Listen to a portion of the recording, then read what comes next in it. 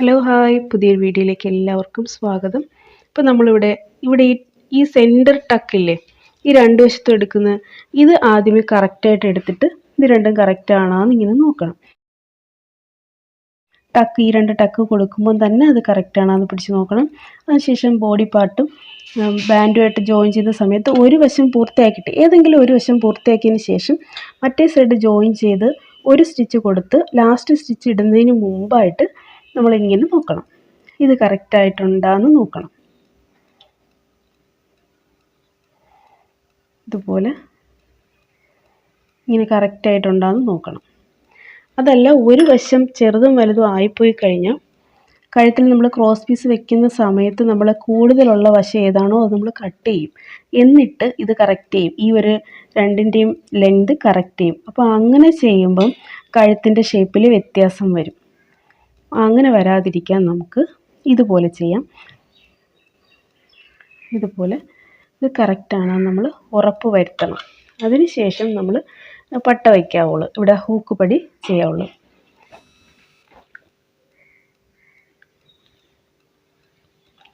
ഇതുപോലെ പട്ട വെച്ചെടുക്കുക. കഴുത്തിൻ്റെ റൗണ്ട് ശരിയാവാനായിട്ട് നമ്മളിതാ ഈ ടക്ക് പിടിച്ച് ഇങ്ങനെ വയ്ക്കുമ്പോൾ പുറത്തും ഇങ്ങനെ കൊടുക്കുമ്പോൾ നമുക്ക് കഴുത്ത് കറക്റ്റാണെന്ന് റൗണ്ട് തന്നെയെന്ന് അറിയാൻ പറ്റും. ഈ ഷോൾഡറിലും ഈ ടക്കിലും ഇങ്ങനെ പിടിച്ച് ഇങ്ങനെ നേരെ വയ്ക്കണം. അതുപോലെ ഇപ്പുറത്തെ ടക്കിലും ഷോൾഡറിലും പിടിച്ച് ഇങ്ങനെ വയ്ക്കുമ്പോൾ നമുക്കറിയാൻ പറ്റും കഴുത്ത് നല്ല റൗണ്ടായി തന്നെ ഇപ്പോഴും വരെ ഓക്കെ ആണെന്ന്.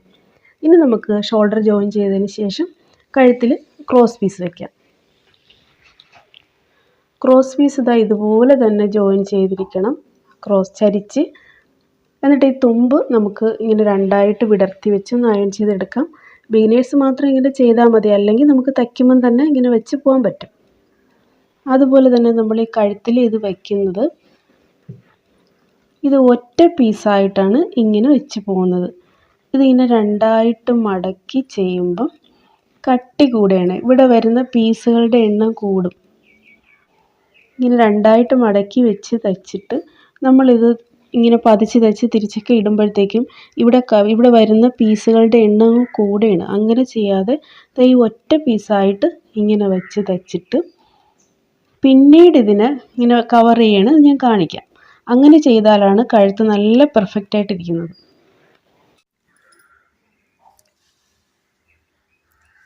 ഷോൾഡർ ജോയിൻ ചെയ്ത് കഴിഞ്ഞു. ഇനി നമുക്ക് കഴുത്തിൽ വെച്ച് തയ്ക്കുമ്പം ഈ കഴുത്ത് ഒട്ടും വലിഞ്ഞു പോവരുത്, വലിഞ്ഞു പോവാതെ തന്നെ തയ്ക്കണം. നമുക്ക് ഇങ്ങനെ കഴുത്തൊന്ന് വലിച്ച് നേരെ ആക്കിയാൽ പെട്ടെന്ന് ക്രോസ് പീസ് വെച്ചങ്ങ് പോവാം. അങ്ങനെ ചെയ്താൽ കഴുത്തിൻ്റെ ഷേപ്പ് പോവും. ഇങ്ങനെ റൗണ്ടായിട്ട് വെച്ചിട്ട് നമ്മൾ ക്രോസ് പീസ് ഇങ്ങനെ വച്ച് വെച്ച് വെച്ച് വെച്ച് ഇതേ റൗണ്ടിൽ തന്നെ നമ്മൾ വെച്ച് പോകണം. പെട്ടെന്ന് വയ്ക്കാൻ വേണ്ടി ഇങ്ങനെ നീട്ടി വലിച്ച് തയ്ക്കരുത്. പിന്നെ തുടക്കക്കാർക്ക് ചെയ്യാൻ പറ്റുന്ന വേറൊരു ഐഡിയ ഉണ്ട്. നമ്മൾ ഈ ഷോൾഡർ ജോയിൻ ചെയ്ത് വെച്ചിരിക്കുന്നില്ലേ, ഇത് കട്ട് ചെയ്യാതെ തയ്ക്കാൻ പറ്റും. ഈ ഷോൾഡർ ജോയിൻ ചെയ്തപ്പം ഈ ചേർത്ത് തയ്ക്കുമ്പം വരുന്ന ഈ ഒരു നൂലില്ലേ, നമ്മൾ കട്ട് ചെയ്ത് വിടും. പക്ഷേ ഇത് കട്ട് ചെയ്യാതെ നമ്മൾ കഴുത്ത് തയ്ച്ച് കഴിഞ്ഞാൽ ഈ ആദ്യം തയ്ക്കുന്നവർ ഇതിങ്ങനെ പെട്ടെന്ന് തയ്ക്കാൻ വേണ്ടി അവരിങ്ങനെ വലിച്ച് തയ്ക്കും. അപ്പോൾ ഈ ഒരു ജോയിൻ്റ് ഇവിടെ കിടന്നാൽ കൂടുതൽ അതങ്ങനെ വലിഞ്ഞു പോവാതിരിക്കും. തയ്ക്കുന്നതിനൊന്നും തടസ്സം ഉണ്ടാവില്ല, നമുക്കത് പിന്നീട് വെട്ടിക്കളയാനും പറ്റും. ഇത് ഇങ്ങനെ കഴുത്ത് തയ്ച്ച് വലിച്ച് കുളമാക്കുന്നവർ മാത്രം ചെയ്താൽ മതി, അല്ലെങ്കിൽ നമുക്കിത് വിട്ടിട്ട് തന്നെ തയ്ക്കാം. ഇപ്പം ഞാനിത് ഇങ്ങനെ വെച്ച് തയ്ക്കുന്നതിൽ എന്തെങ്കിലും ബുദ്ധിമുട്ടുണ്ടാകുന്ന ഇങ്ങനെ വെച്ച് തന്നെ തയ്ച്ച് കാണിക്കാം.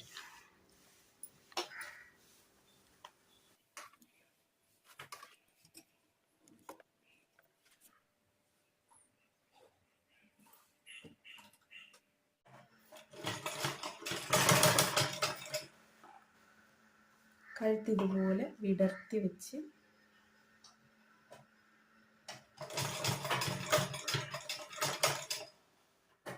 റൗണ്ട് കഴുത്ത് എങ്ങനെയാണോ അതേപോലെ നമ്മൾ തുണിയെ തിരിച്ചു കൊടുക്കണം, തുണിയെ വലിക്കരുത്.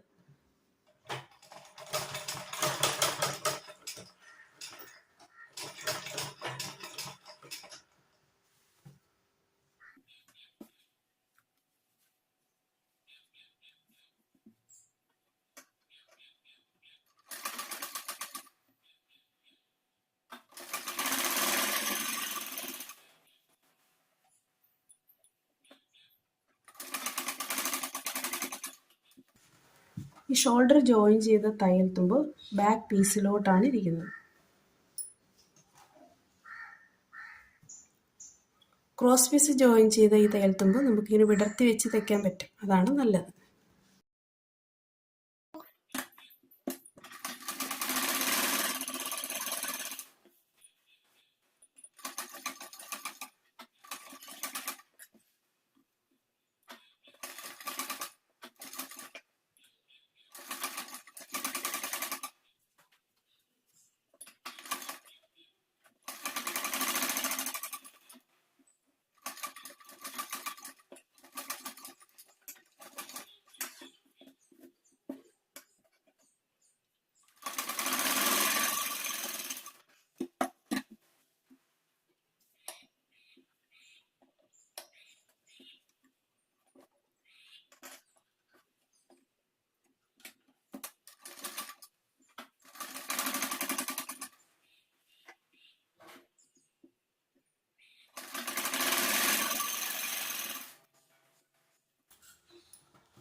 കഴുത്തത് ഇതുപോലെ വിടർത്തി വെക്കണം.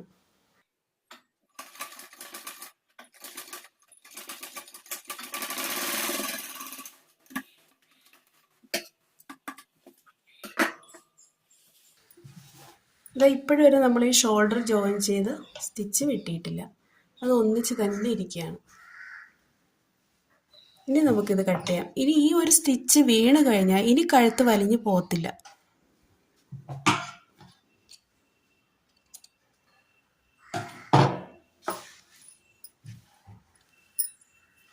ഇനി നമുക്ക് ചെറുതായിട്ട് വെട്ടി കൊടുക്കാം.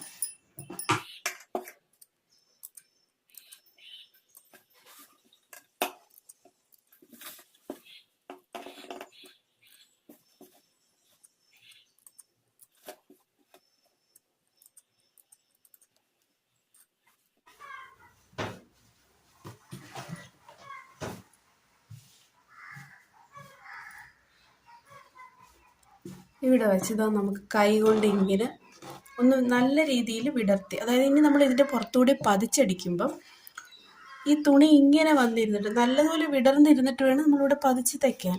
അപ്പോൾ ഇത് ഇങ്ങോട്ടായി പോവാതിരിക്കാനായിട്ട് നമ്മൾ ഇതുപോലെ നഖം കൊണ്ടൊന്ന് തേച്ച് കൊടുക്കുന്നത്, അയൺ ചെയ്താലും മതി. ഇങ്ങനെ ചെയ്തിട്ട് ഇത് മൊത്തം ചെയ്തില്ലെങ്കിലും നമ്മൾ ഈ റൗണ്ട് വരുന്ന ഭാഗത്ത് മാത്രമെങ്കിലും ചെയ്യാം. അതിനുശേഷം ഇതാ ഈ ക്രോസ് പീസ് ഈ തയ്യൽ തുമ്പിനെ കവർ ചെയ്യും. ഇതെങ്ങനെ ക്രോസ് പീസ് നമുക്ക് ഹെം ചെയ്യാൻ ആവശ്യമായ വീതി വച്ചിട്ട് ഇതാ ഇങ്ങനെ.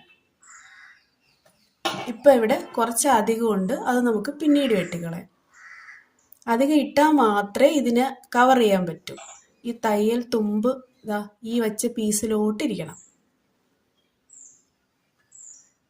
ഇത് നമ്മൾ ചുറ്റും അങ്ങ് തീരുന്നത് വരെ ഇത് ഇങ്ങനെ തന്നെ മെയിൻറ്റെയിൻ ചെയ്തുകൊണ്ട് പോകണം. എന്നിട്ട് ഈ ക്രോസ് പീസിന് ഈ തുമ്പിലോട്ടാണ് നമ്മളിങ്ങനെ കവർ ചെയ്യുന്നത്.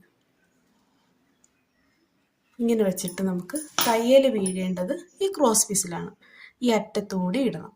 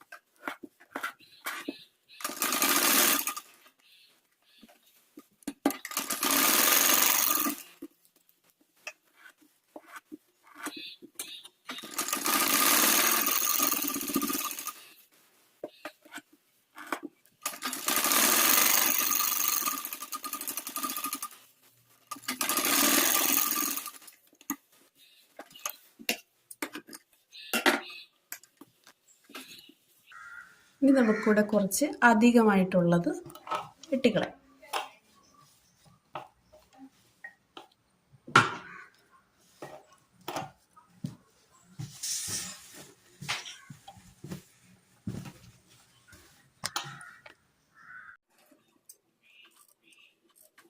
ബ്ലൗസിൻ്റെ മെയിൻ പീസിൽ വെട്ടുകൊള്ളാതെ കട്ട് ചെയ്യണം.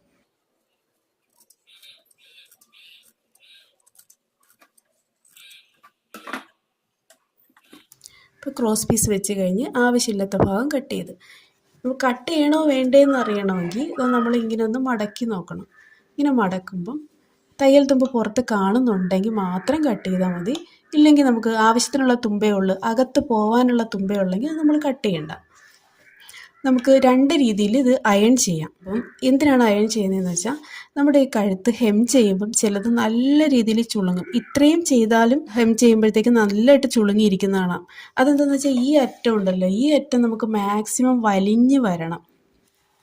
കഴുത്തുമായിട്ട് ബ്ലൗസുമായിട്ട് ജോയിൻ ചെയ്തിരിക്കുന്ന ഭാഗമല്ല, ഈ അറ്റം, ഈ അരികു ഭാഗം. അപ്പം നമുക്ക് രണ്ട് രീതിയിൽ ഇത് അയൺ ചെയ്യാൻ പറ്റും. ഇങ്ങനെ വെച്ചിട്ട് ഇങ്ങനെ വച്ച് അയൺ ചെയ്യാം.